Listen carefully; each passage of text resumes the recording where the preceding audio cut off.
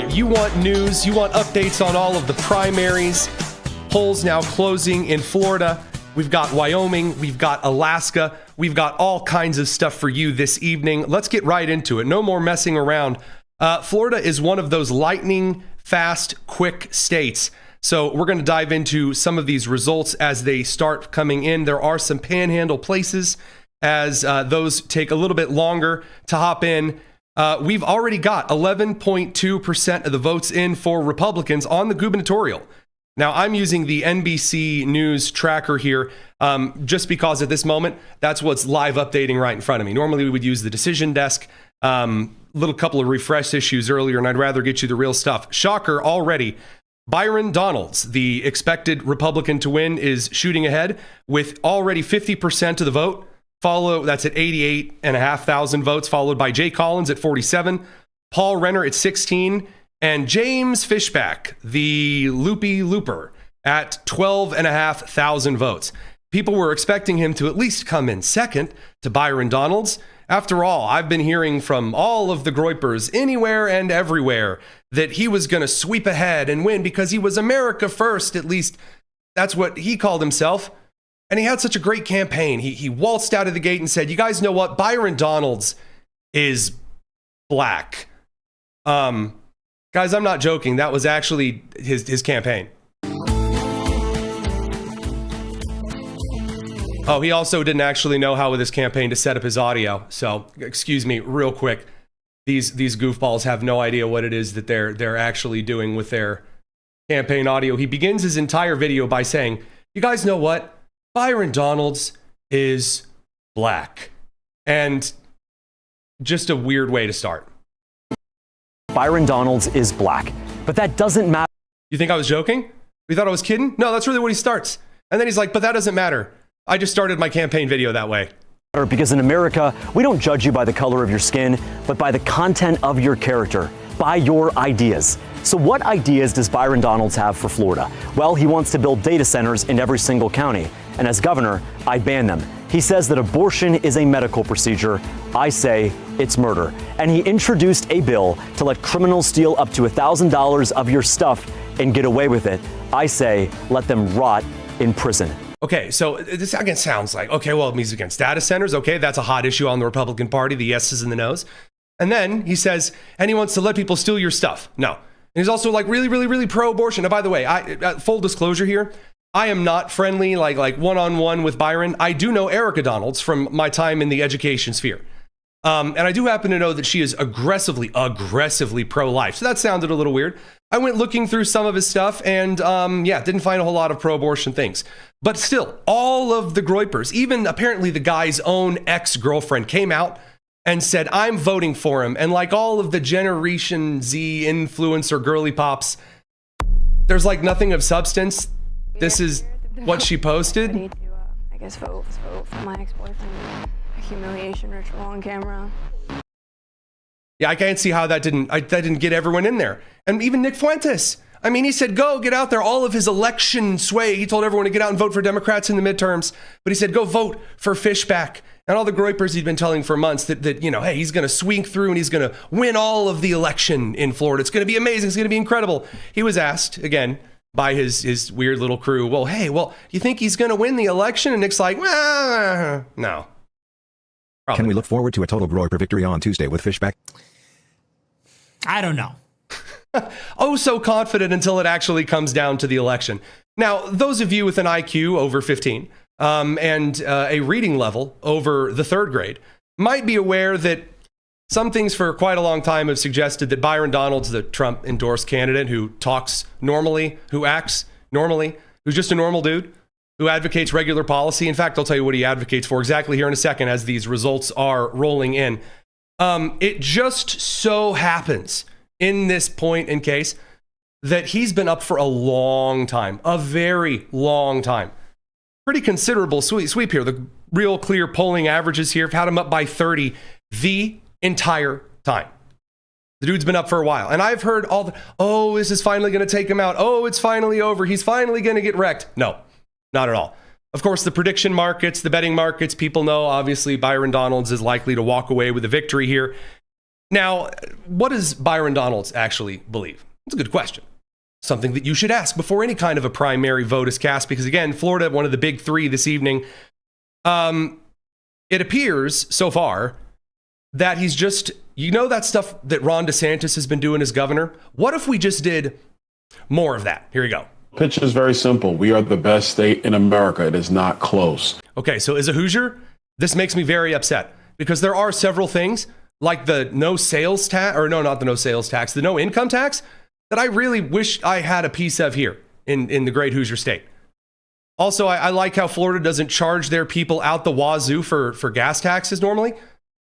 So I'm going to let him get away, even though I am a Hoosier elitist over here, with saying that Florida is the best state of the country. But he's also running for governor, much better than being, Abdul El-Sayed and saying you hate Michigan when running for Senate.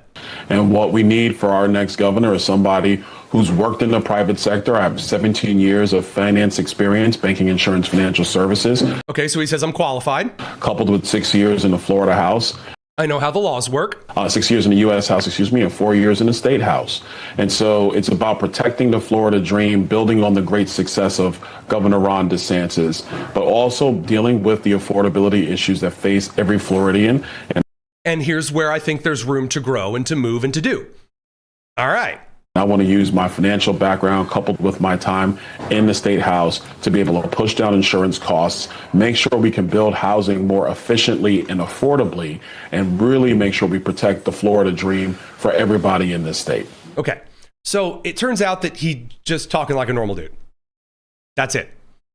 And the alternative, which is, again, where if you're like James Fishback and a lot of the weird, there's also this like Dan Bilzerian dude who... again, his entire campaign was just the Jews. That was his campaign. Fishback was like the Jews light, I guess, was his particular campaign. Everything was AIPAC in Israel. Again, just like Bernie Sanders, but with a few more guns. It just, guys, this pull up Byron Donalds. Let's see if you're actually black. A great post for the messenger group chat with your buddies, I guess, but probably not for running for governor.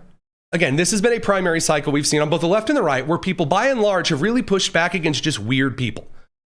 Just weird people for no reason whatsoever. Now, there is a reason that I am dragging you through all of this. There is, believe it or not, a reason, because you may not really care about this. You say, okay, there's a normal guy winning in Florida. He's beating the crap out of the weirdo.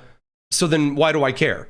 Because Politico and Axios and other major outlets around the country and politicians and various journalists are trying to tell you that this is actually the huge movement in the Republican Party, and they're making all of this ground and they're gaining so much traction. In fact, this is the new Hassan Piker of the right wing. They're very, very upset that Republicans have been pointing out that the Hassan Piker pro 9/11 thing really, really, really, really sucks. Did I say something wrong on Florida not having a state income tax? I have to check that right there. It wasn't a sales tax. It was an income tax. I thought so. Yeah. Thank you. Anywho, I wanted to make sure and check on that. So really quick here, because I do love diving into the details. While Politico and other various outlets are trying to convince the rest of the country that now the right has adopted their own crazy, like, communist class that's getting all this attention, that's not actually true. And by the way, that's proven in primary after primary, election after election, in media cycle after media cycle. It's just not doing a whole lot there. And as weird as it is that you have to kind of start any kind of a night news show and cycle like that, it is necessary when we're kind of digging into these primary results.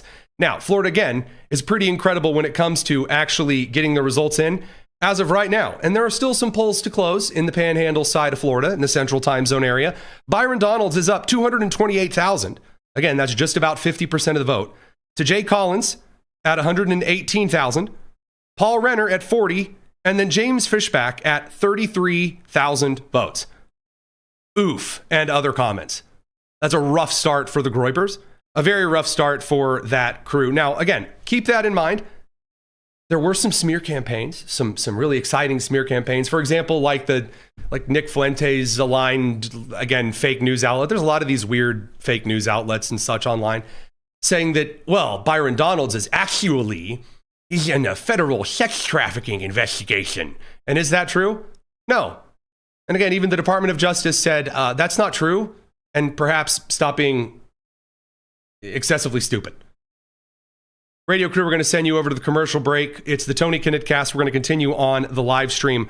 A lot of stuff to cover this fine evening. Radio crew, see you in a second. Now, in the meantime, there's a lot of other news other than just what's going on with all of these goobers. The reason I bring this up to you is that Politico releases this big article. James Fishback is probably about to lose. His politics might be winning. So this is the idea. The left wants to, and seriously, it all came out in this last 24 hours. There's an article from Axios, from Politico. There's a huge interview that Mehdi Hasan did trying to gin up this idea with the voters that while the left is openly courting Hassan Piker and bringing him to events and saying insanely horrible, evil, murderous things, that this one weird dude who ran for governor in Florida and got his butt beat with a belt, like all of the Groypers. Dan Blazarian also, I'm being told so far, not doing well at all. Big, huge, massive shocker there.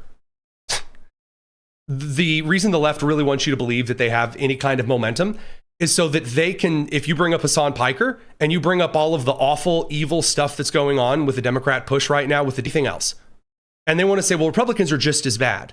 That's the idea. And yeah, it's not going to work.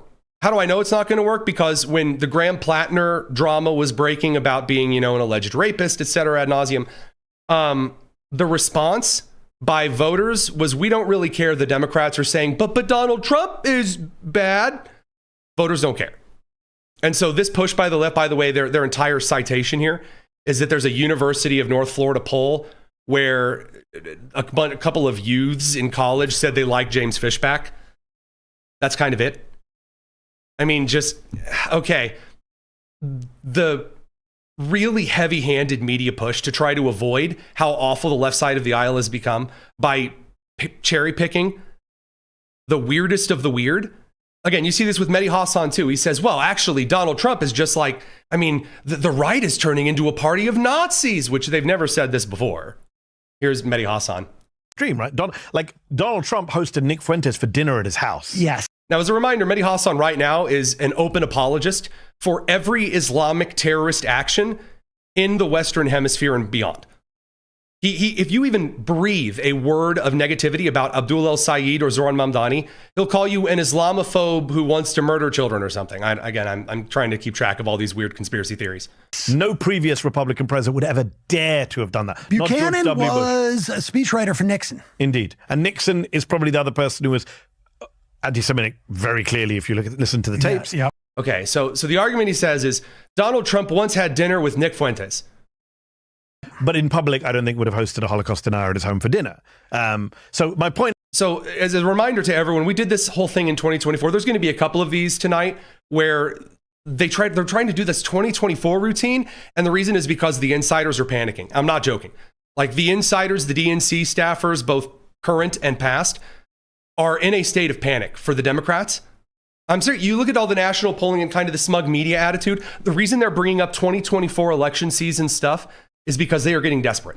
There's a couple of good reasons why. There are also some other articles, believe it or not, my dear friends and pals, that, are kind of suggesting some things that aren't really being major national media worthy stuff. We're going to bring that up tonight too, because it has to do with, for example, tariffs in Canada, major manufacturing successes, a huge new deal on production and development in Venezuela. It's going to make some huge inroads in the American economy and therefore how voters feel. And as a reminder, because I know this has already been a bubble popped for many of you, I believe it was Kanye West who brought Fuentes along with him. Trump's like, who is this weird little half Latino fruitcake? Who's this weirdo? And I believe Trump ended up ending things early, according to the records. Was like, I don't know, this weird twerp, and I didn't care for him. And that was the end of that. And Fuentes has been very anti-Trump ever since. But Hasan trying to link the Trump coalition with the weirdos, the basement dwellers, they have to do that because Hassan Piker is screwing them over in the main election. It's been mainstream today, and if you get into the young people, the Groyper stuff, you did see a story recently, I think it was Axios, Politico, one of these DC political outlets did a story. Do you hear it? Do you hear him saying, oh, did you hear Axios and Politico? Again, that's going to be a trend this evening. Radio crew, welcome back from the commercial break. There's a new narrative that's been dropped, just fresh. All of the outlets got it at the same time. And it's that please ignore that Chuck Schumer admitted today that Democrats are giving up on Michigan, and possibly Wisconsin, which is really bad because I thought the crazy lady just lost. And why are they maybe giving up on Wisconsin and Michigan, gubernatorial and Senate respectively? Well, it's because the Hassan Piker insane socialist stuff is, insane. But anywho, now he's going to try to turn it around to there's no good Republican youths, which is, again, an interesting argument, but I want him to make it. Worry about how Republican Congress members can no longer hire any good staffers out of college. Right. Because they're all dumbasses, Groypers, groypers, or Trump loyalists. They have no actual expertise in anything. And people have talked about how many groypers are already on the Hill, how many people follow Fuentes. You're seeing all these stories about the New York Young Republicans Club. There's not. So that's the argument now they're going to make. There are no good young staffers with Republicans. That's the issue. Oh, it's so problematic. They can't even get good staffers. Oh, good staffers? You mean good staffers like these? Like Mason Pressler for Abdul El-Sayed, who quote tweeted a video of Mike Rogers just driving an old Ford truck. A very kind of classically beloved sight in the Midwest. You see an old truck from the 40s, 50s, 60s. There's just something that kind of revs up, in your soul if you have one. And the staffer for Abdul El-Sayed quote tweeted just Mike Rogers in a truck just saying, hey, gotta love this American ride. There's no better way to do the Woodward Dream Cruise. And again, it's Ford, it's Michigan. Duh. And the Abdul El-Sayed staffer Mason says, quote, Mike Rogers' campaign has the aesthetics of a 1960s white flight suburb and a KKK cross burning, end quote. Holy crap. Holy crap. Why would you, and again, you want to talk about bad staffers. I mean, my dude, here you go. Very, very proudly. Look, I'm Team Abdul El-Sayed. I'm the former youngest elected official in Minnesota or in Michigan. Love it. Love it. Best of luck with this. I don't think that it's going to do what it is that they believe. We're going to leave some of this primary stuff and kind of the electioneering in general behind because there are some breaking news pieces that I'm not trying to bait you here when I say that no one is sharing with you right now because all of the major national media outlets are going to use tonight's primaries to focus on the stuff I just covered. So let's get into this. Over in the Middle Eastern side of things, very briefly here, the United Arab Emirates has now withdrawn all ambassadors, has cut off all kinds of diplomatic communication with Iran and halted all kinds of trade, not just with Iran, but with proxy and partner countries. After announcing that Iran tried to fire 2 ballistic missiles at the UAE has now come forward and said, and I believe we actually have the statement from the UAE Ministry of Defense. We'll put that up on screen. Radio crew, I'm sorry, you'll just have to listen to the dulcet, not United Arab Emirates sound of my voice. The Ministry of Defense announced that the assessments conducted showed that the 2 ballistic missiles detected approaching from Iran were targeting maritime navigation, and they fell into the sea. Again, I've talked to you guys about this before. A lot of the Iranian missile launch programs, they don't exactly have phenomenal success engaging certain boosters and doing last-minute trajectory adjustment. They're just not really stored well. Now, they have much more success with drones, but the United States is also starting to deploy a lot more advanced countermeasures in the region that aren't Patriot missile systems and THAAD defense batteries. Again, there's a popular video that is going around that I'm getting quite a big kick out of. I didn't get it loaded for tonight's show, but essentially it's a large dinner plate satellite dish on the back of a truck that fires what sounds like a child yelling into a tuba. It doesn't fire a child yelling into a tuba. It fires a sound like a child yelling into a tuba, or the blue sonic explosive from Star Wars Episode 2? Anybody? Anyone? Okay. Anywho, there are several different kinds of anti-drone countermeasures that fry electronics in midair, and those are making their way to the Middle East. Now, the UAE, again, is suggesting that it's going to put all of its effort into operating in the southern passage of the Strait of Hormuz, the one that Iran says is not open at all. Iran also says they didn't fire any weapons. There was also an Iranian state media account that deleted the tweet. I love this part of international news. It's so much fun to share. They had originally claimed responsibility for the missiles and said they were warning shot missiles. That's an expensive warning shot. Anywho, then they deleted it because the Iranian official statement was that there are no missiles. So then they said, we're not doing any talks with the United States. And then President Trump said, that's right, we're not doing any talks. I'm kind of not in the mood for a lot of chatter and hand-holding. We'll continue choking them out like a steel wall to the throat kind of a situation. I'm sorry, my Trump impression's not as good as it usually is tonight. My throat's still a bit sore. The Iranian response was then to totally turn tail 180 and say, actually, we're not doing any talks ever. We're actually doing multiple talks because the president said we're not doing talks. So we're doing talks right now. All of the talks. Foreign Minister Arachi says we're doing all of the talks. It's just, there's a lot of talking that is going on. But the Iranian rial, the currency in Iran for the regime, is beyond worthless. Now, reminder, there were riots back in December when I believe it was at 1.4 million rial to $1. Now I believe it is currently 1.9 million rial to $1.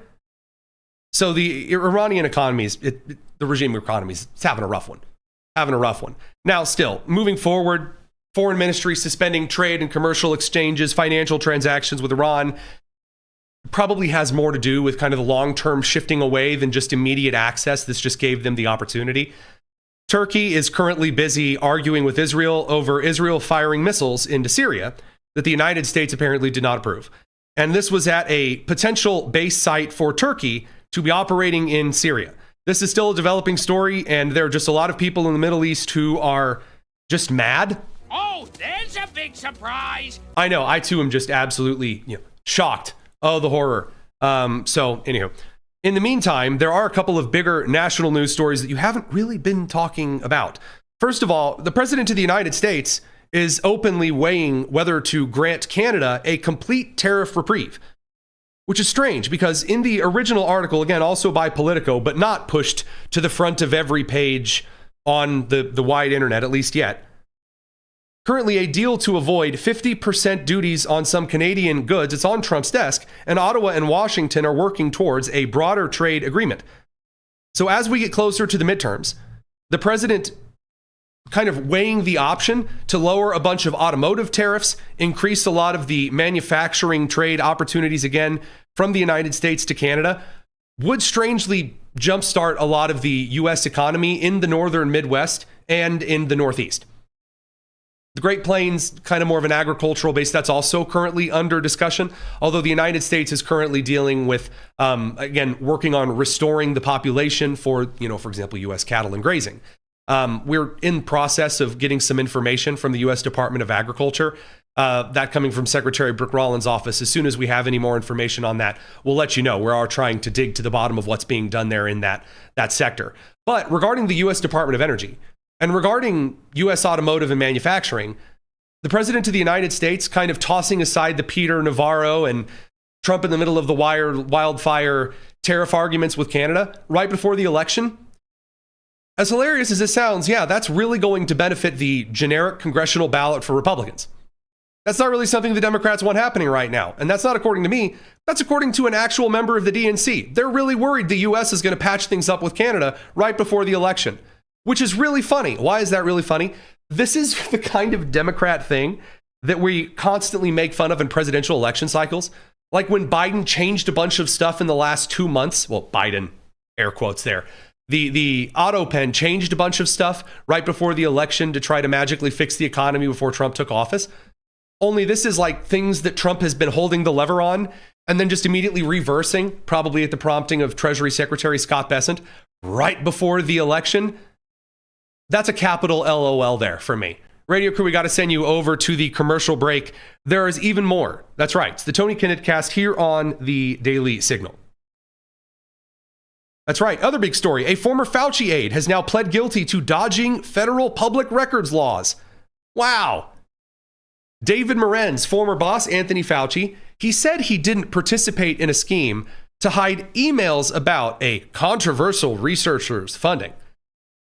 So he's now pled guilty 3 weeks after Senator Rick Scott of Florida grilled Fauci about his relationship with this Morenz guy. Now again, that That is kind of curious. Again, you're not hearing a lot of these things right now because all the focus is on the primary elections. Don't worry, we will get back to some of these things. However, I was told that Fauci was just pleading the fifth because it's just his constitutional right. There were no problems. There was no trying to hide anything. Now here is, again, a former employee of Fauci pleading guilty to dodging federal records laws. Interesting stuff.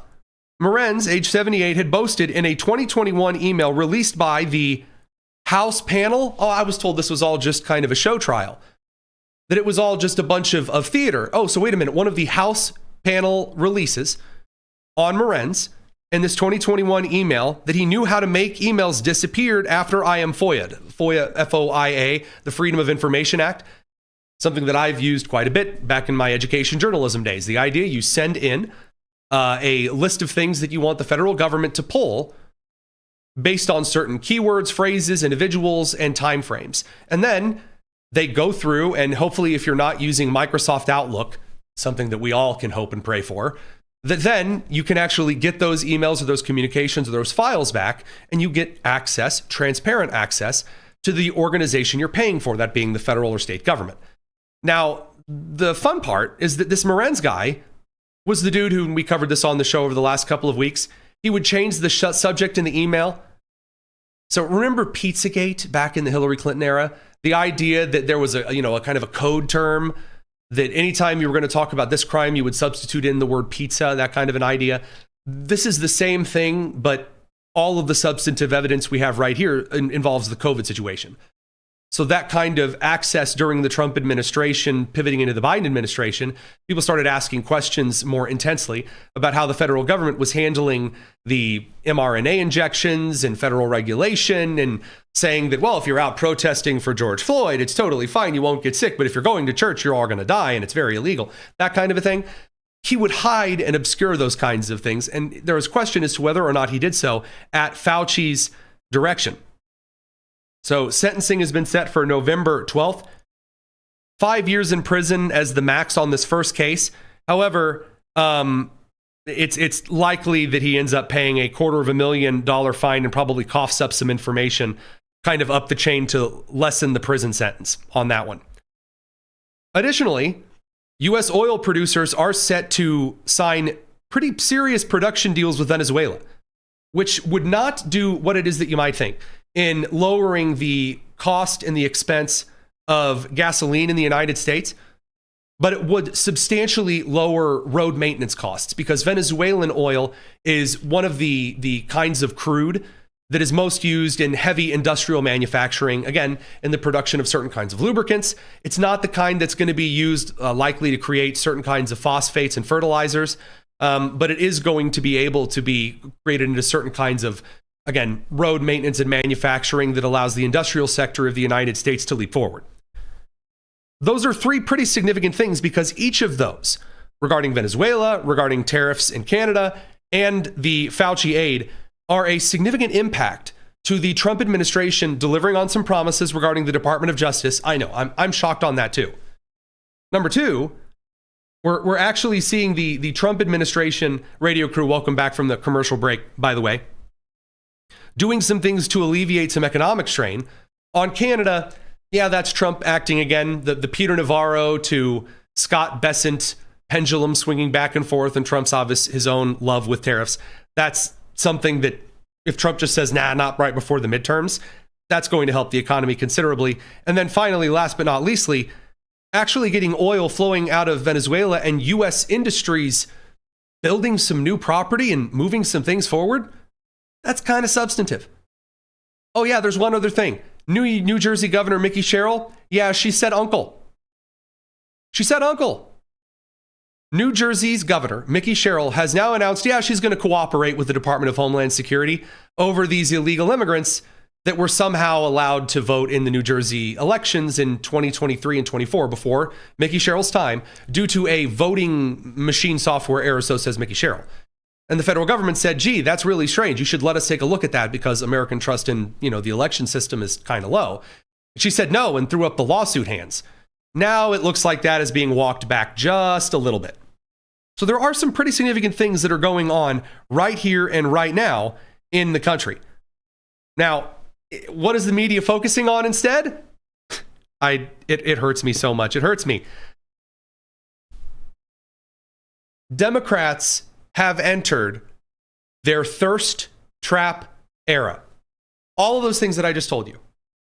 All of those things that are considerable national stories. Instead, Democrats are saying Republicans are all going like little neo-Nazis. Again, the same Republican primaries showing the exact opposite. Democrats, in the meantime, and I'm seriously not, I'm not joking. This is the Axios article of the day. For those of you who are on the radio, it says hotter in the middle, and it's got a picture of Abdul El-Sayed doing like the, how you doing, kind of with the sunglasses. It's got Zoran Mamdani grabbing his left boobie in a suit. And then it's got Jon Ossoff looking slightly constipated.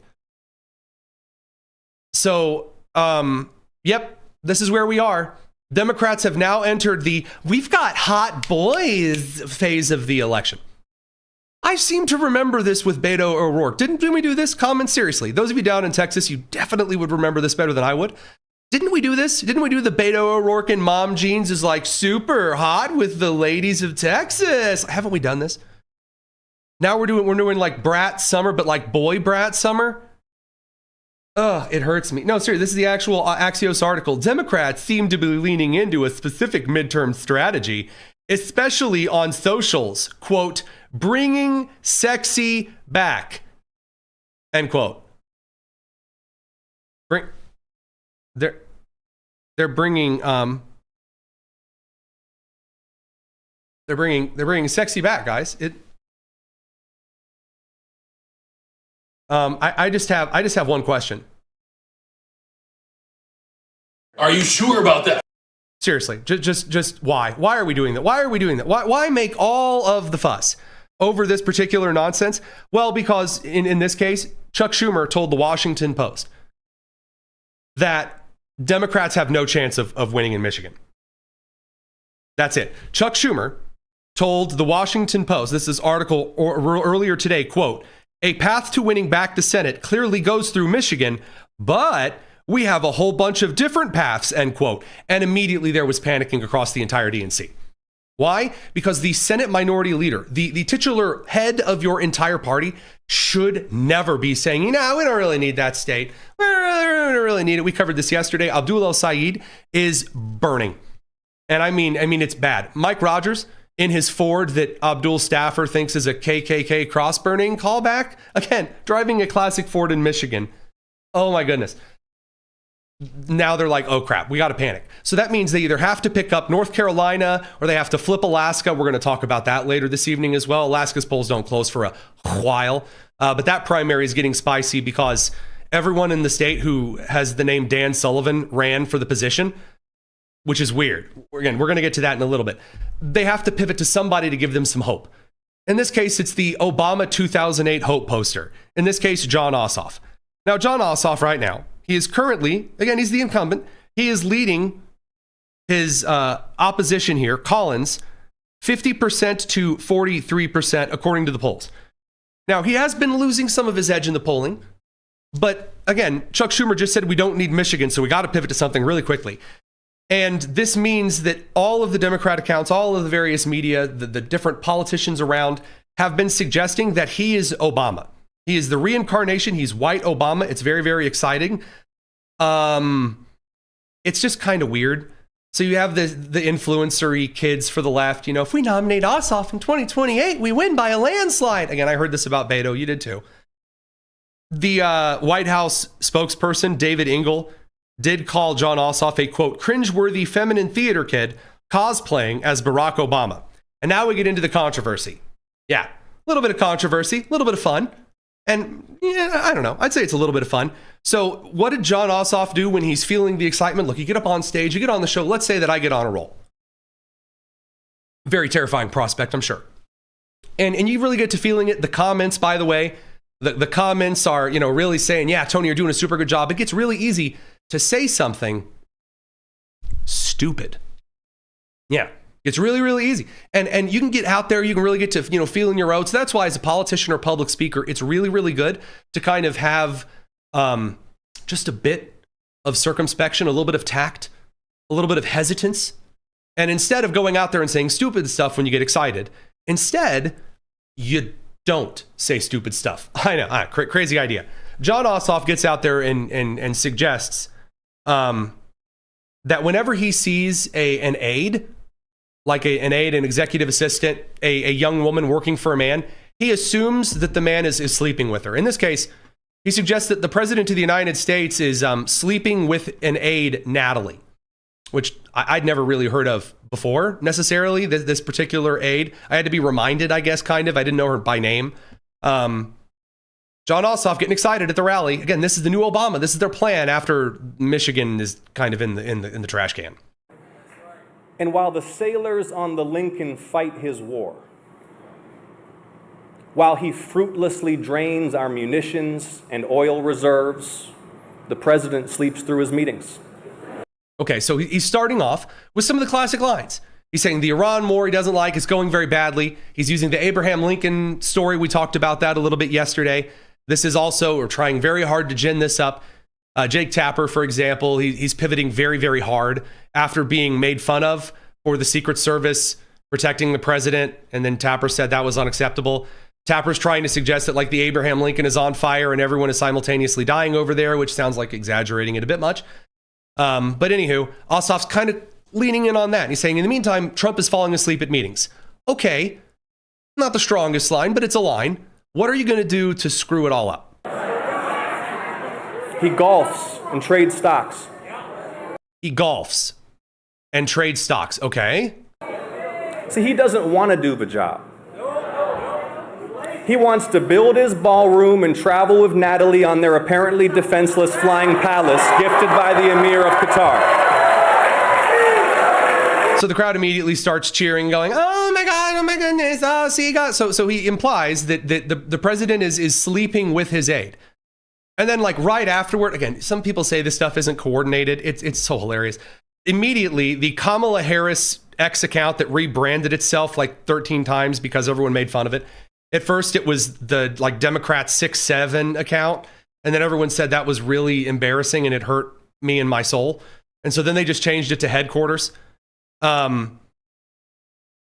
Just strange. I guess this is Natalie. I had to look it up. Thank you. It's about 20. So there's this blonde aide, just a person next to the president while he's watching something from the DNC in 2024. Again, I told you they're pulling all the 2024 things back out again, where Trump is just telling her what to write as like Truth Social posts while he's watching Democrat stuff falling apart. And so it ran again, and it's like, see, Trump's got an aide. And people started asking a lot of questions. Question number one was like, why did you immediately go after the guy's like staffer? That's kind of weird. So are you just going to attack your opponents by saying, you're probably sleeping with all of your staff? You do realize that Graham Plattner was just, the Eric Swalwell was just there. There are more Democrats in the House that are now under ethics investigations for just being close to these weirdos. You really want to go down this route right now, right here? And also, why go after Natalie? Even Jen Psaki tried to kind of give him a ladder to climb out of this hole. As Western Lensman over on X, friend of the show, put it, she kind of tries to provide mop-up support, and he immediately just starts backpedaling as hard as he can. Why'd you decide to invoke Natalie Harp specifically in that speech? Well, Jen, thank you for having me. And here's the point. We're in wartime. Yes. Hey, why did you accuse that person of sleeping with having an affair with their secretary, their executive assistant, their aide, their whatever? Well, we're in wartime. Yes. Winston Churchill once talked about accusing them of having an affair on the beaches. Yes. The commander-in-chief has mired us in this geopolitical disaster. People have lost their lives. Our naval logistics are frayed. The global energy system is in crisis. What does that have to do with Natalie? What does that have to do with the girl that's working for him? What? Radio crew, we'll see you guys on the other side of your commercial break here in a second. We got to continue on the live stream. In the meantime, it's the Tony Kinnett Cast here on the Daily Signal. All right, well, let him continue. Again, the question was, why go after Natalie? I know why you want to go after Trump. Sure, fine, whatever. That is what I assume your entire midterm campaign is going to be about. You've got nothing else to offer.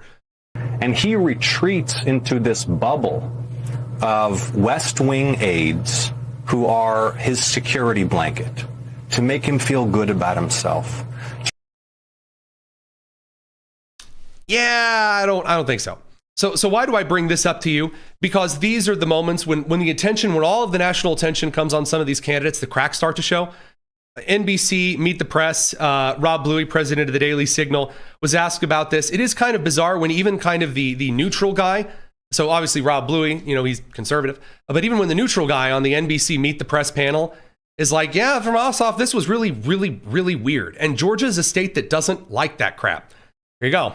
Rob, some Republicans are calling this an unforced error. Where do you fall on that spectrum? Well, obviously, the remark that he made has sparked quite a bit of chatter on social media today, particularly among conservatives and Republicans, because they do feel it is a low blow. I think it is. I think Jon Ossoff is somebody who not only, as Dan said, is testing out the 2028 waters, but he's also somebody who's trying to balance between appeasing the far left with attacks on Trump while also serving as a senator from a swing state of Georgia. And so that is a difficult balancing act for him to make. And ultimately, I think you're right. He's well ahead in the polls, it seems, against Mike Collins right now. We still have 3 months or so to go.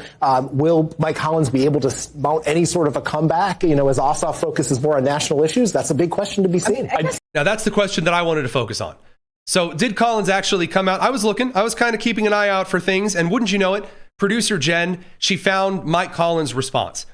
And are we getting into kind of the drama and the he said, she said kind of stuff? A bit.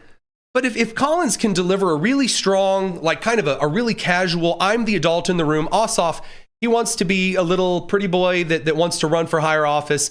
I'm here for Georgia. And he acts like the adult. Mike Rogers compared to Abdul El-Sayed. Huh? Basic stuff. Is that what he gets? And the answer is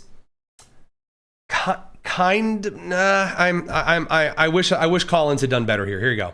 Hey, Georgia, Mike Collins here. You guys know this. I hate the in the car videos. I hate them. I can't stand them. I don't like it. I don't think this is the way to do it. But I'll let him make a statement. Everyone saw Jon Ossoff and what he did over the weekend when he attacked that hardworking young woman who works for the president, and then turns around and doubles down on MSNBC last night. And as a father and a grandfather to some amazing girls, I hate the insinuation Ossoff is making here. By the way, everything that he's saying is true. One of the comments pointed it out with a super chat. Again, you didn't need to do this. Chio Sap says, Natalie Harp, she's a cancer survivor who survived because President Trump invoked, the right to try Laura, which saved her life. And also he said, Ossoff is an ass. Correct. The point here is Collins' response as well, because I need the follow through. It's not enough to have the candidate be awful. You got to give him a little something that's like, you know what, I want this adult. And he does I'm a dad, I'm a grandfather. Okay, that's fine. It's a punk move. And what's worse, like everything else this guy does, it's scripted political theater that he and his team came up with. Okay, that's true. That's not how this video should have been released. I'm sorry. I can't sugarcoat it. You got to do better than that. You do. This has to be, you've got to have the team do the clipping. The clip has to be in the video. This isn't for the rest of the audience for a second. This is to the Collins team. Guys, you start with the clip of him doing the ugly thing. Then you have Collins come in and just smack it down really casually, and then you get right to it. You got to get out there. There's got to be some oomph. There's got to be more energy to this. Because he's doing the prima donna Obama stuff. You've got to be basic American dad. That's my little extra bit there. Radio crew, welcome back from the commercial break. Now, again, Jon Ossoff is trying all of this extra stuff. Again, he's doing the everyone who doesn't vote for me is a white supremacist thing. This is not going to play in Georgia how he thinks it is. Look, I think in a way, it's tragic that here in Georgia in the year 2026, in some ways, one of the central questions of the U.S. Senate race is whether white nationalism belongs in the United States Senate. What Senate? Show me the Senate candidate on the right. The actual one, the primary Senate candidate on the right that's saying that. Who are you talking about?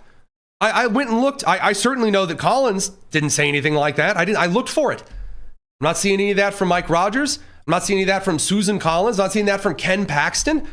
Where is it? Show me the receipts. This is all that they're really going to be able to do so that they don't turn into the Hassan Piker and the Abdul El-Sayed. And this is what so many people are so desperately trying to lean into, while the DSA, the socialists, are setting the party on fire. And again, it split the Democrat Party just right down the middle. Again, you know, I don't recommend you just necessarily take my word for it. Well, specifically here, let's check out I believe it's CBS who did the analysis of this. That's, clip 20. I want to bring in CBS News Executive Director of Elections and Surveys, your friend and mine, Anthony Salvanto. All right. I don't know if you're like your friend and mine. I like the Harrienta knockoff though. That's nice. Look, he's got like the same suit and the same little thing. I don't know. I never get enough of making fun of like how network TV tries to copy each other like 8 weeks too late. Anyway, Anthony, what do Democrats think about socialism, and how do they define it? Or how does our survey population in general define socialism? Yeah, because all of this is kind of a fight in these primaries about what kind of economic message the Democrats are going to offer in the midterms. Start with this. This is your views among the American public. Socialism as a label is underwater. Capitalism is above water among the public, rated more favorably. But let me show you that among Democrats. And that is socialism gets relatively higher positive views and capitalism more negative among Democrats. Okay, so here's the fun thing. I went ahead and watched the rest of, again, you know, the discount Harry Enten little bit there. And the very overexcited host ready to ask the very pre-scripted questions. I'm sorry, I never really watched CBS programming. Barry, you got to do better than that. Natural talent. Consider it. Anyway, so in the meantime, the Democrat Party can't stop these people from getting out in front. And since they've already embraced the big tent socialism thing, here's the fun part. Voters aren't just going to look at Mark Kelly and Ossoff on a stage. They're not. Just like the political media over on the left is trying really, really hard to suggest that James Fishback, who got bent over the knee and spanked hard with a leather belt this evening, absolutely obliterated. I believe right now in like third or fourth, not really good at all. While that's going on, all of the socialist candidates and members of the DSA are getting congressional primaries. Again, this Blazarian guy, whatever, Bislarian weirdo, some of the House seats that Republicans were primarying for, I'm not seeing the really weirdos winning the House primaries. I'm not. In fact, the Thomas Masseys, the Marjorie Taylor Greenes are being kind of shoved out of the party. We're getting a lot more normal people. And the Democrats are bringing forward the socialists, the same socialists they'll pull on the air and say, well, you know, the entire Constitution of the U.S., it's just kind of an obstacle. Goal. So the two things that we're famous for is our commitment to a program and our hatred of the United States Constitution. And what the program does is it gives us a roadmap to revolution, and it gives us the obstacle that we finally will have to get over to have a revolution, which is the United States Constitution, the basis of the United States government. Oh, okay. So essentially you have a very vocal part of now accepted in the big tent part of the party that Chuck Schumer has recognized, as well as a lot of other insiders. We're going to get to him in a second. Guys, it's lovely watching it all burn down. While that mess is sweeping through the party, the public is just watching these people say, we want violent revolution, and the United States, as it currently has stood for 250 years, the greatest nation on the face of the earth, and its people are the obstacle to bring about the horrific failures and murder and slaughter by all of these little rich, fruity little college children. Excellent, excellent. Best of luck to you. Best of luck to you with it. I don't think that it is going to do what it is that you believe, because now you have, again, all of these insiders. Now, there's an ex-DNC official, Jose Aristimuño, saying that as far as he's concerned, even as a Democrat, he wants Abdul El-Sayed to lose in Michigan. There's an infight here within the Democratic Party, and it is very clear. Do we want to turn this country into Cuba, into Venezuela, or do we want to be the United States of America, the greatest country on earth? There was a moment that after all of the ICE drama in the Trump administration, again, a lot of it due to Kristi Noem coming out and declaring a bunch of wild things and not taking a couple of extra steps, but through all of that mess, you started to see the Trump administration lose Hispanic support And you thought for maybe a brief second, maybe some of you out there, that you were going to see it pivot back over to the left. And then the left said, hey, you know what's going on in Cuba and Venezuela and like other, well, at the time, Venezuela and all these other really horrible socialist places? Let's bring that here. And a lot of Hispanic voters have said, well, no. And this is the fun part. If Hispanic voters come out and vote for the left wins. But if the Hispanic voters either stay at home or vote Republican, then the Republicans win. That is a disaster zone. And again, DNC staffers, past and present, Democrat strategist in this case, former member of the Democratic National Committee, or former staffer, I should say, official for the DNC, he recognizes this is not the way you're going to get the Obama coalition, that they think that Jon Ossoff can just, out of thin air, and hold together the socialists and the traditional race line stuff. That's not going to work. Radio Crew will catch you guys tomorrow. We're going to continue on the live stream. It's the Tony Kinnett Cast here on the Daily Signal. Whew, I almost got cut right in the neck on that one on the FCC clock. We'll let him continue. I think a majority of Democrats agree with me. They're center Democrats, but they need to speak up. I'm not too worried about, by the way, with the Twitter sphere and the folks saying all the stuff that you just pulled up on the program. I think there are some extreme left candidates that have been winning.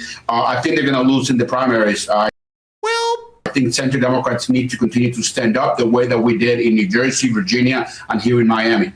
But they didn't. I covered this on the election, or right after the election. I think we actually had Adam Wren from Politico, who is now one of their head political, political writers, one of the best guys over at Politico. In fact, Adam Wren's a stellar guy from Indiana. Transparently here, he covered a group of Democrats in Virginia meeting to say, hey, we need to be more moderate. We need to go to gun shows and not to protest. We need to go to church. We need to embrace some pro-life measures. We need to actually become more normal. And the DNC disavowed them. Ken Martin, the former head of the Minnesota Democrat Party, now, again, running the DNC, smacked him down. So they haven't stood up. It's not true. Give me an example of those real quickly of who you think won't win. That's my question. Well, I think Al-Sayed, for example, in Michigan, I think he's somebody that he won't be able to. And I hope he doesn't. Look, obviously I'm a Democrat and I want Democrats to win, but this DSA candidates do not represent my party. Now, again, the question, he said that the Democrats on the socialist side, the radicals and the extremes, well, they're gonna lose all these primaries. They're not. The wackos and the crazies on the right side of the aisle, they're losing, and they are losing badly.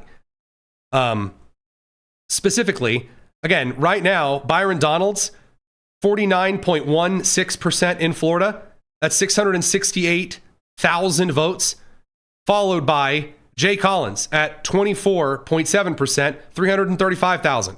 And then after that, you have not yet at 10%, James Fishback. Yeah, I'm not seeing all of these promised results out there.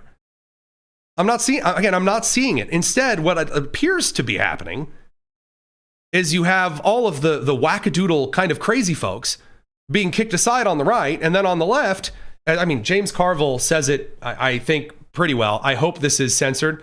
This was sent over to us.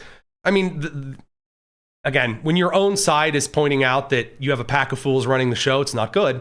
You guys should run AOC, another woman. You guys have not done well running women, James. Well, first of all, I don't know why I feel bad about the Democratic Party. We're ahead 8 points in aggressive drag. Trump's at 32% in the polling, so I don't know about you. Trump's not running in the midterms.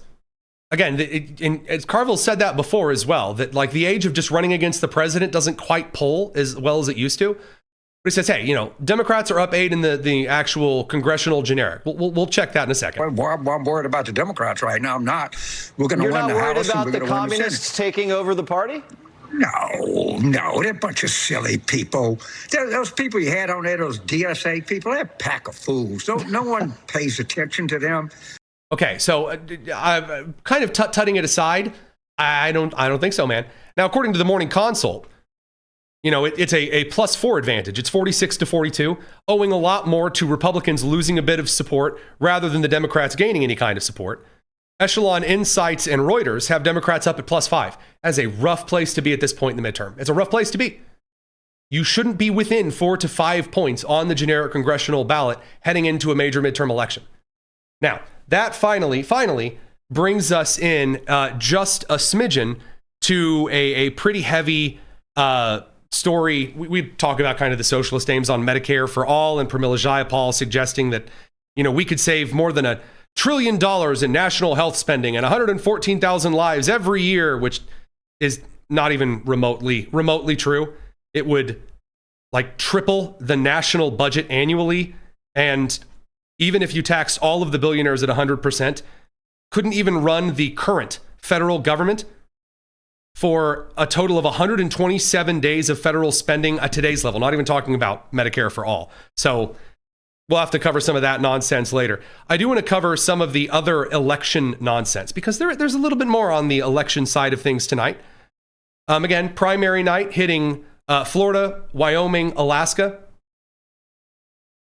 Now, over on the Alaskan side of things, those polls aren't going to be closing for a while. It's not going to be until midnight Eastern time, August 19th, today being August 18th. 1 a.m. for those observing Hawaiian Aleutian time. Anywho, in the Alaskan side, things are getting just a smidge interesting. Now, I do want to say very, very quickly here, as a quick breaking measure, so we can throw this flag up on the screen here. We are now prepared to make the call that Byron Donalds, the Republican candidate, has secured the necessary votes to be the Republican nominee for governor. So there you go. There's that little bit and piece in there for you. Over on the Alaskan side, and again, Wyoming is an open seat. You have Harriet Hagman and 4 other Republicans. Versus 2 Democrats also running. But guys, it's Wyoming. If you think that Billy Benavidez or James Byrd's going to pull that out, it's not happening. So in the meantime, let's go over to the Alaska side of things. There are several people who are running as Dan Sullivan in this bizarre top 4 candidates move on U.S. Senate. I hate ranked choice so much because it is silly and ridiculous. And who's your second, third, fourth best choice is a very silly way to do any kind of anything. But the Fox summary here of the Dan Sullivan plurality, I think is probably a little bit better than I could illustrate it for you. So here, check this out. The Republican category on their ballots. That's because a Dan Sullivan is running against the incoming Republican senator with the same first and last name. Dan J. Sullivan is a retired teacher who's challenging sitting Republican Senator Dan S. Sullivan. Dan J. Sullivan claims his campaign is for real, but he's being accused of running simply to confuse voters. President Trump even writing radical left Democrats have put up another man named Dan Sullivan, and they did this to take votes away from our great senator of the same name. Democrats are trying to trick Alaskans. Now, Dan J. Sullivan has said in interviews that he's a pragmatic Republican and denies that his campaign is a sham. The DOJ is reportedly investigating whether there's fraud or conspiracy involved.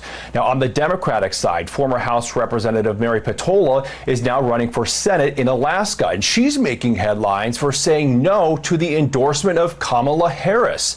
Petola's campaign claims it did not approve a fundraising email last week signed by Kamala.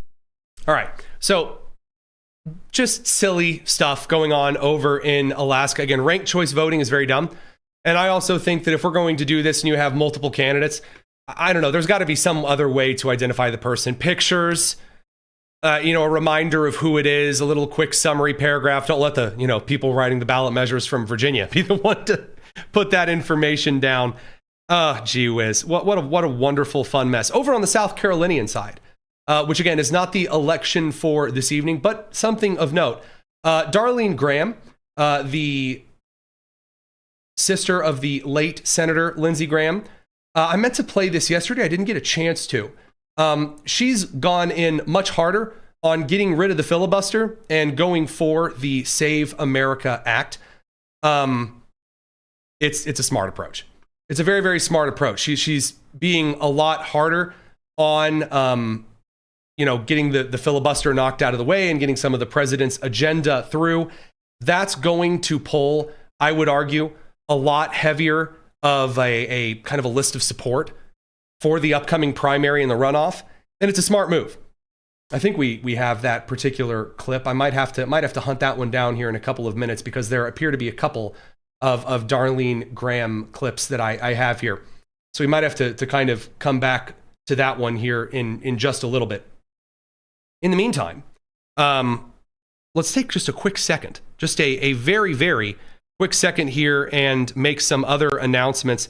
On the Florida Senate primaries, Ashley Moody has been declared the winner for the Republican Senate primary. 1.1 million votes, 79.61% of the vote there.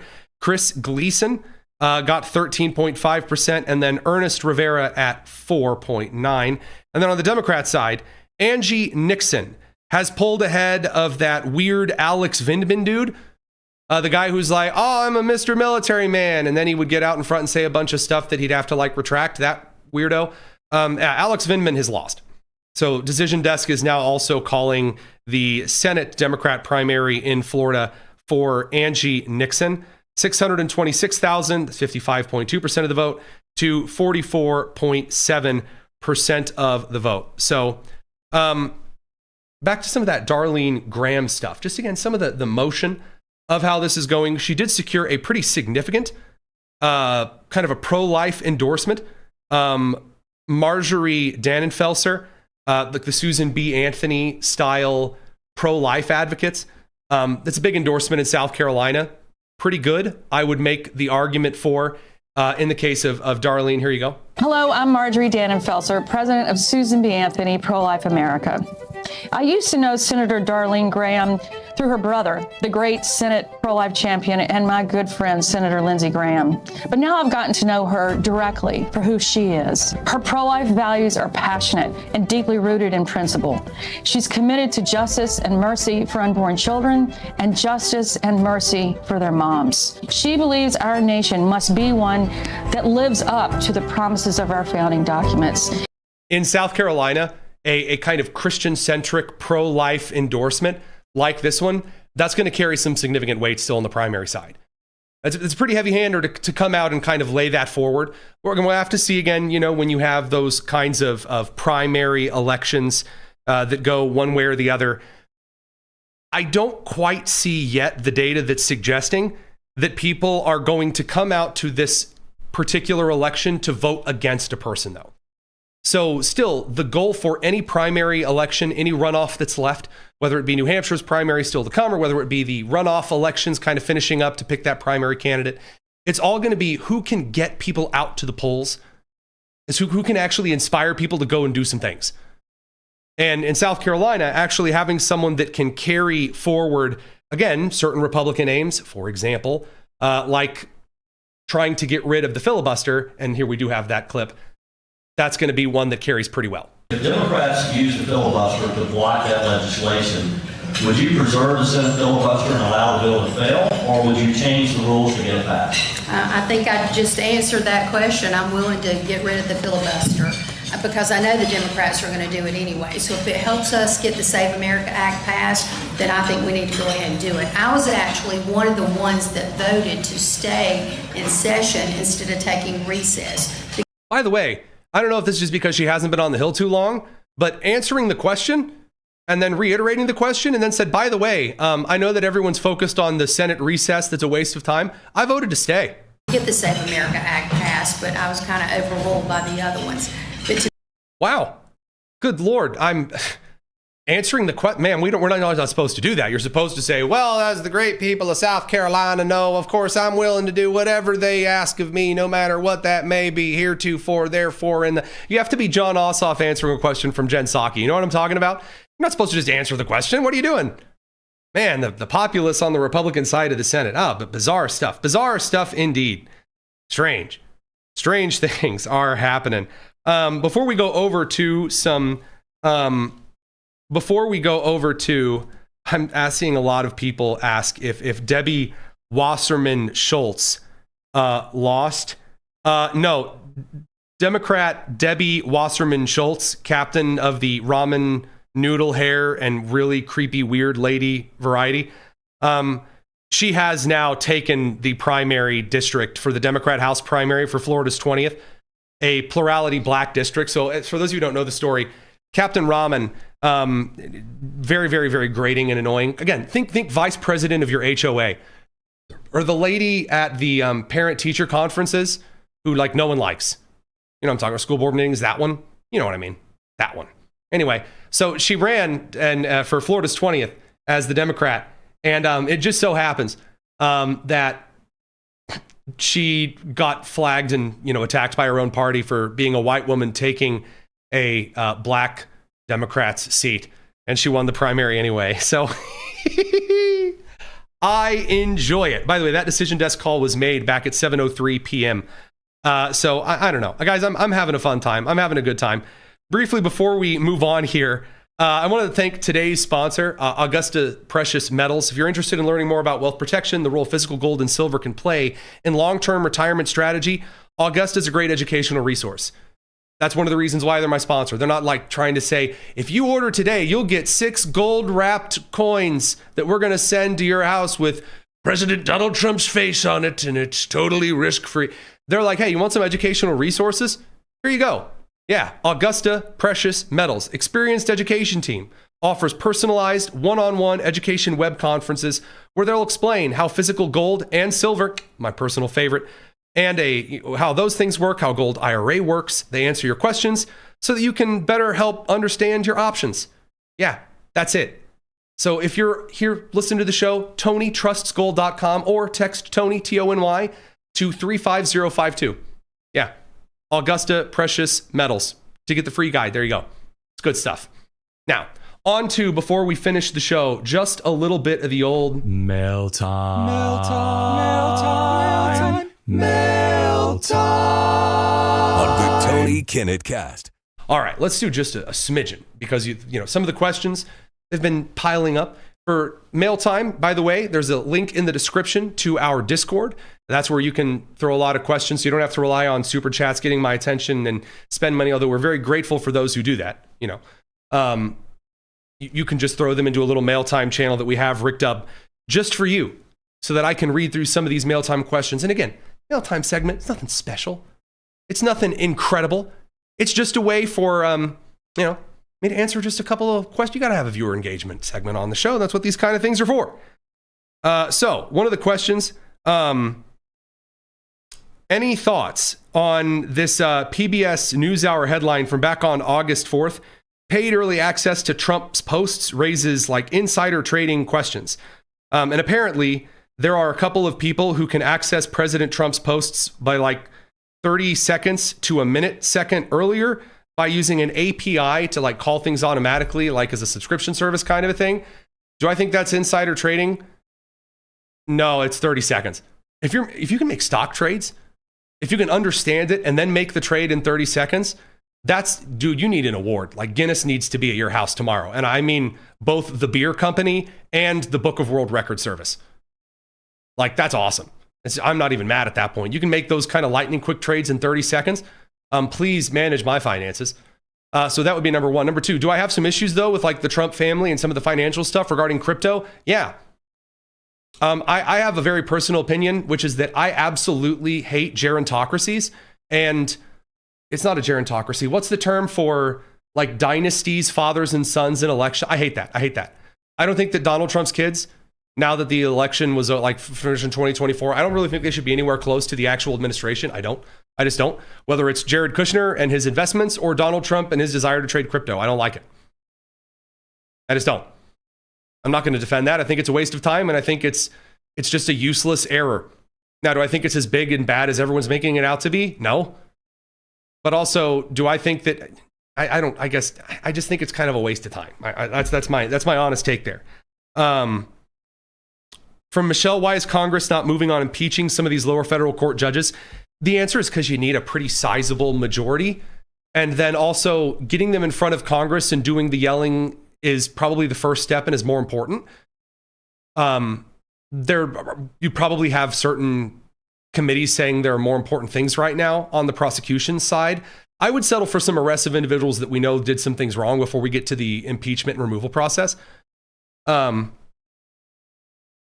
How easy is it for illegal aliens to get real IDs by state? So The answer to that question, Kitty, is it's not as important how easy it is for an illegal immigrant or a migrant or an immigrant in general to get a real ID. This is why the Save America Act matters. Because having the birth certificate or your certificate of naturalization, meaning if you're a legal immigrant who becomes a citizen of the United States, that's why that pairing is there. Seriously, that's it. That's the whole point. And that's the passport argument too. So either you get a passport or you get your birth certificate, which I'm finding out a lot of people saying that apparently we need to stop because sometimes, very, very rarely and occasionally, it can be a mild inconvenience to sometimes get your birth certificate in very special circumstances. For 99.99% of the country, it's not an issue. Get a birth certificate and then also get a real ID.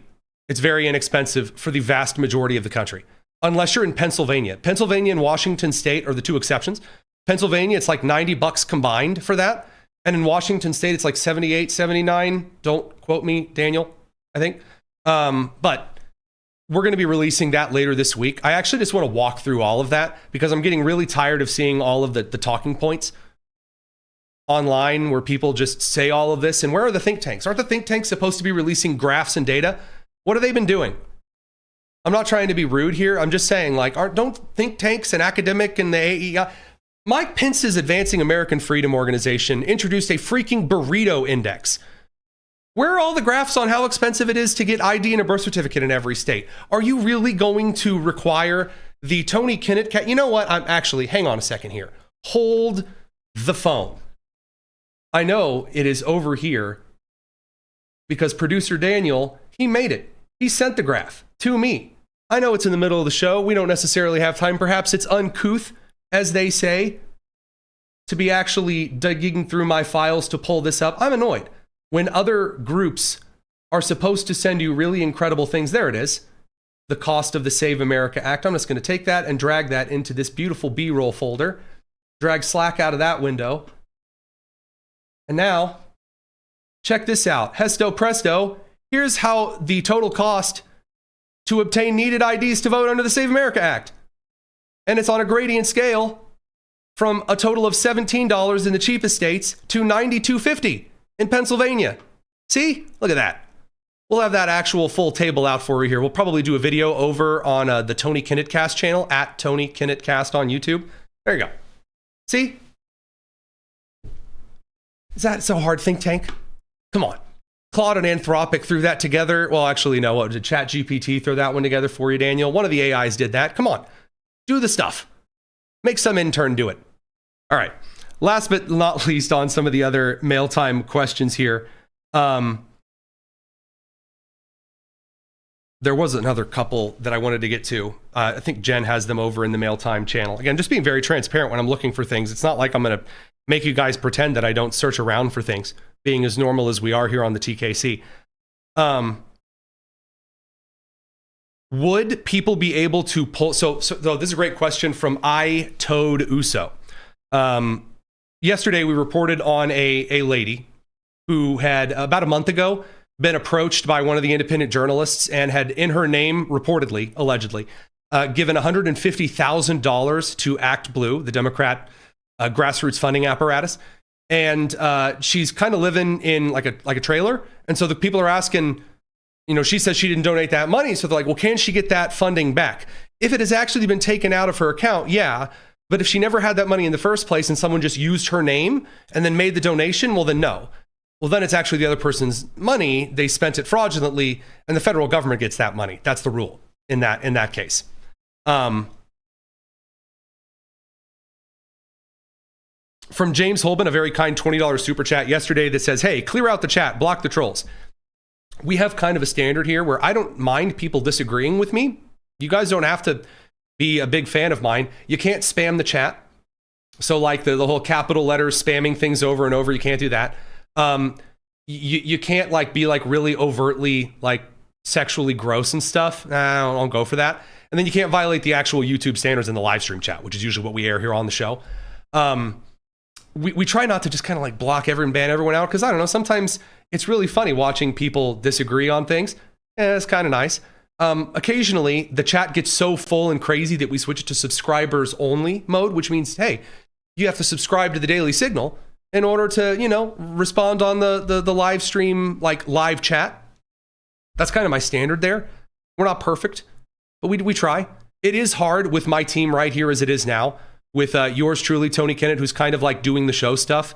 And while I have the chat window down here, kind of the bottom right, I'm not actively modding it during the show because I'm doing the show, My producers and crew are often feeding information to me, especially on an election night.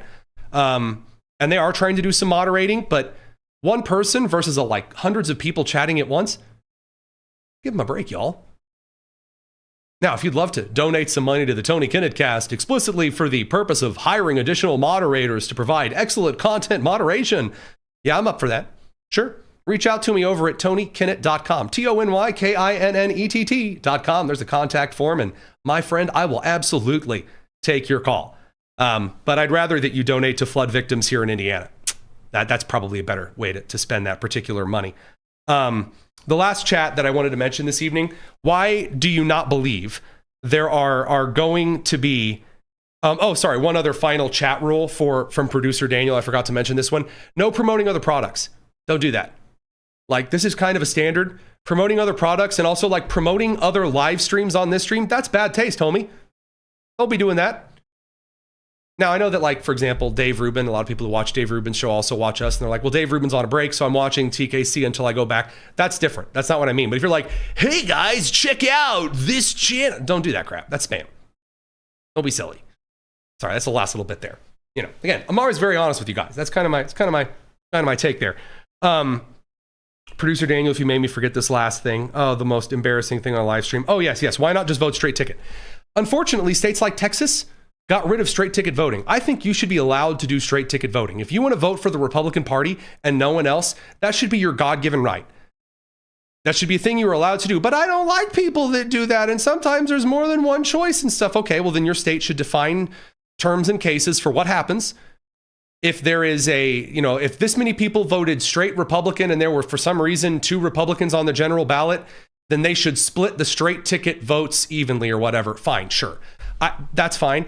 But as far as taking people's right to vote a straight ticket away because you think it makes it too easy for Republicans or Democrats, I'm sorry, that's up to the voter, not to you. That's my take on that. By the way, it's also my take on term limits. If voters really want to vote in a corpse to office, my dude, that's the problem with your state. That's not like the law's fault. I know that some of you disagree with that, and I hear there are some great arguments for term limits. I'm simply like, the voter should get to do the most of what they want. That's my take. Also on voter finances, by the way, if George Soros wants to waste all of his money on one Texas Senate election and quintuply the amount of money in to try to get Tallarico over Paxton, he's welcome to do that. I will remind you all that even though Elon Musk threw oodles, canoodles, and toaster strudels of money into Wisconsin, he did not swing the Wisconsin Supreme Court race earlier this year. Even though Tom Steyer, the super juper billionaire in California, through a fliggity kind of dollars and reals and yuan and yen and Zen packets, I don't know, into the California primary election, he still lost.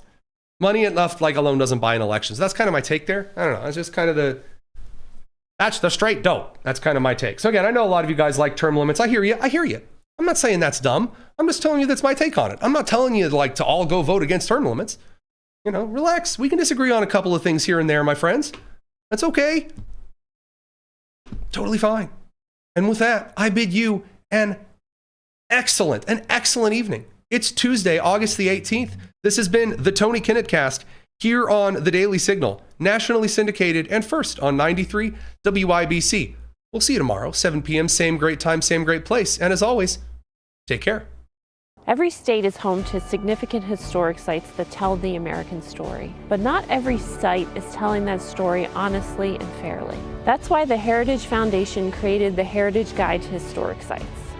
This interactive guide equips American citizens with the tools they need to enjoy the sites that depict some of the greatest moments in our nation's history, analyzing them for historical accuracy, and provides resources for families or educators planning a visit. From Mount Vernon to Independence Hall to Gettysburg and more. Americans deserve transparency, and sites that steward our history faithfully deserve our gratitude. The Heritage Guide to Historic Sites invites every American to rediscover the places and stories that define our nation, whether it's across the country or in your backyard. Visit historicsites.heritage.org to start your adventure today.